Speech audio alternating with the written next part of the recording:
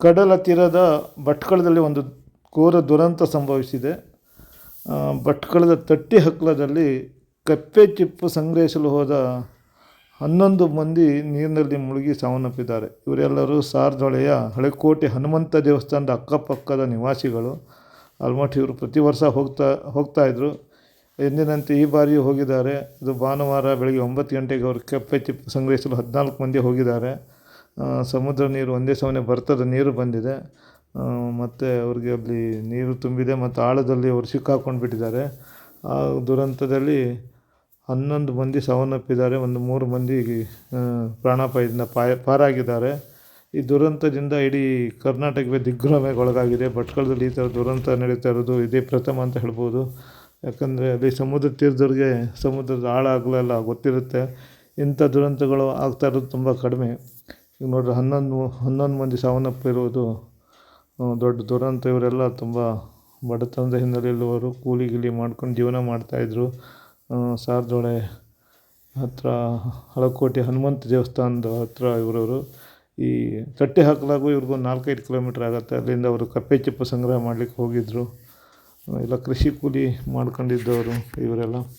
ಈ ದುರಂತದಿಂದ ಇಡೀ ಭಟ್ಕಳ ನಗರ ತುಂಬ ಶಾಕ್ಗೊಳಗಾಗಿದೆ. ಈ ದುರಂತಕ್ಕೆ ಮುಖ್ಯಮಂತ್ರಿ ಸಿದ್ದರಾಮಯ್ಯ ಅವರು ಸಂತಾಪ ಸೂಚಿಸಿದ್ದಾರೆ ಮತ್ತು ಕುಟುಂಬಕ್ಕೆ ತಲಾ 5 ಲಕ್ಷ ರೂಪಾಯಿ ಪರಿಹಾರವನ್ನು ಘೋಷಣೆ ಮಾಡಿದ್ದಾರೆ. ಈಗ ಅಷ್ಟು ಮಂದಿ 11 ಮಂದಿ ಸಾಮೂಹಿಕ ಅಂತ್ಯಕ್ರಿಯೆಯನ್ನು ನಡೆಸಲಿಕ್ಕೆಲ್ಲ ಸಿದ್ಧತೆಯೂ ಆಗಿದೆ. ಈ ದುರಂತ ತುಂಬ ಶಾಕ್ ಮಾಡಿದೆ ಭಟ್ಕಳ ನಗರಕ್ಕೆ. ಭಟ್ಕಳ ನಗರದಲ್ಲಿ ಈ ಥರ ದುರಂತ ನಡೀತಾ ಇರೋದೇ ಅಪರೂಪ. ಹಿಂದೆ ಒಂದು ಸಲ ಮಳೆ ಬಂದು ಗುಡ್ಡ ಕುಸಿದು ಒಂದೇ ಕುಟುಂಬದ 4 ಜನ ಸತ್ತದ್ದು ನೆನಪು ಮಾಡ್ಬೋದು. ಮುಟ್ಟೋಳಿಯಲ್ಲಿ ಗುಡ್ಡ ಕುಸಿದಾಗ ಅವರು ಬಸವರಾಜ ಬೊಮ್ಮಾಯಿ ಸರ್ಕಾರ ಇದ್ದಾಗ ಆ ದುರಂತ ಆಗಿತ್ತು. ಈಗ ಇವು ಕಪ್ಪೆ ಚಿಪ್ಪು ಸಂಗ್ರಹ ಮಾಡಲಿಕ್ಕೆ ಹೋಗಿ ಈ ಥರ ಒಂದು ದುರಂತ ಆಗಿರೋದು ಎಲ್ಲರಿಗೂ ಒಂದು ಸ್ವಲ್ಪ ದಿಗ್ಭ್ರಮೆ ಮಾಡಿದೆ. ಈ ಥರ ನೀರಿನಲ್ಲಿ ಹೋಗುವಾಗ ಈ ದುರಂತಗಳು ಸತತವಾಗಿ ನಡೀತಾ ಇರುತ್ತವೆ. ಯಾವುದೇ ಸೆಕ್ಯೂರಿಟಿ ಇಲ್ಲ. ಜನ ಯಾವುದೇ ಸೆಕ್ಯೂರಿಟಿ ಇಲ್ಲದೇ ಈ ಥರ ಹೋದಾಗಿಂತ ದುರಂತ ಆಗುತ್ತೆ. ಈ ಕಡೆ ಬರ್ಬೇಕಾದ್ರೆ ಅವರಿಗೆ ಮಧ್ಯದಲ್ಲಿ ಅವ್ರಿಗೆ ಆಳ ಗೊತ್ತಾಗ್ಲಿಲ್ಲ. ಅವ್ರಿಗೆ ಸುಳಿತರ ಬಂದಿದೆ, ಅದ್ರಲ್ಲೂ ಸಿಕ್ಕೋಬಿದ್ದಿದ್ದಾರೆ. ಬೆಳಿಗ್ಗೆ 9 ಗಂಟೆ ಹೋಗಿದ್ದಾರೆ. ಹೌದು, ರೆಗ್ಯುಲರ್ ನಮ್ಮನೆ ರೋಡಲ್ಲೇ ಹೋಗ್ತಾರೆ ಅವರು. ನಮ್ಮನೆ ರೋಡಲ್ಲೇ ಮುಂದೆ ಹೋಗೋದು ಅವರು. ಎಷ್ಟು ಏಜ್ ಅವ್ರಿಗೆಲ್ಲ? ಎಲ್ಲ ಒಂದು 30-40 ವರ್ಷದೊಳಗನವರು. ಏನ್ ಕೆಲಸ ಮಾಡ್ತೀರಾ? 20-22 ವರ್ಷದವನು. ಏನು ಎಲ್ಲ ಗೆದ್ದೆ ಕೆಲಸ ಮಾಡ್ತೀರಲ್ಲ? ಜಮೀನ್ ಕೆಲಸ? ಎಲ್ಲ ಕೂಲಿ ಕೆಲಸ. ಅಲ್ಲಿ ದೇವಸ್ಥಾನದಲ್ಲಿ ಒಂದ್ ಹೆಂಗ್ಸು ದೇವಸ್ಥಾನದಲ್ಲಿ ಪಾತ್ರೆ ತಿಕ್ಕೊಳು ಪಾಪ ಅವಳು ಮಗ. ಅವದಿದ್ದು ಸಣ್ಣ ಪುಟ್ಟ ಅದಿದ್ದು ಕೆಲಸ ಮಾಡ್ಕೊಂಡಿದ್ದ ಪಾಪ, ಕೂಲಿ ಕೆಲಸನೇ.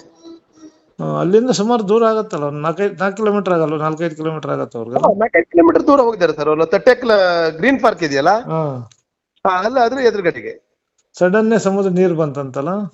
ನೀರು ಬಂದಿದ್ದಲ್ಲ ಸರ್, ಅದು ನೀರು ಬಂದಿದ್ದಲ್ಲ. ಆದ್ರೆ ಅವ್ರಿಗೆ ನೀರು ಆಳದಲ್ಲಿ ಇತ್ತು ಅಲ್ಲಿ.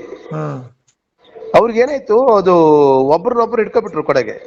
ಒಬ್ಬರನ್ನೊಬ್ರು ಹಿಡ್ಕೊಂಡು ಹಿಂಗಾಗೈತ? ಹೌದು. ಒಬ್ಬ ಹುಡುಗ ಅವ್ರನ್ನೆಲ್ಲ ಬಚಾವ್ ಮಾಡ್ತಿದ್ದವ, ಆದ್ರೆ ಅವನ್ನೆಲ್ಲಾರು ಹಿಡ್ಕೊಬಿಟ್ರಿ ಇವ್ರು. ಅವನು ಇದಾಯ್ತು ಸಮಸ್ಯೆ. ಅವನು ಸ್ಪಾಟ್ ಆಗ್ಬಿಟ್ಟ. ಒಟ್ಟು 12 ಜನ ಅಂತಾರ ಸತ್ತವರು? ಒಟ್ಟು ಟೋಟಲಿ 14 ಮಂದಿ ಹೋದವ್ರು, 3 ಮಂದಿ ಬದುಕಿದಾರೆ. ಈಗ 11 ಮಂದಿ ಸತ್ತಿದಾರಲ್ಲ? 11 ಮಂದಿ. ಈಗ ಒಬ್ಬರು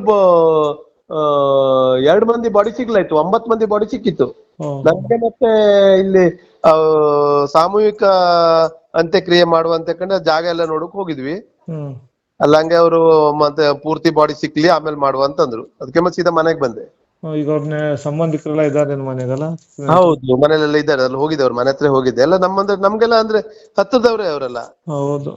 ಹೌದು, ತುಂಬಾ ಬೇಜಾರಾಯ್ತು ನೋಡಿ. ತುಂಬಾ ಬೇಜಾರ ಸರ್, ನೋಡುದಲ್ಲ ಸರ್ ಅಲ್ಲಿ ಆ ಪರಿಸ್ಥಿತಿ ಅಲ್ವಾ? ಯಾರು ಅಂತ ಇದು ನೋಡುದಲ್ಲ ಸರ್. ಅದು ಭಟ್ಕಳದಲ್ಲೇ ಇದು ದೊಡ್ಡ ದುರಂತ. ಇದು ತುಂಬಾ ದೊಡ್ಡ ದುರಂತ ಆಯ್ತು. ಹೌದು.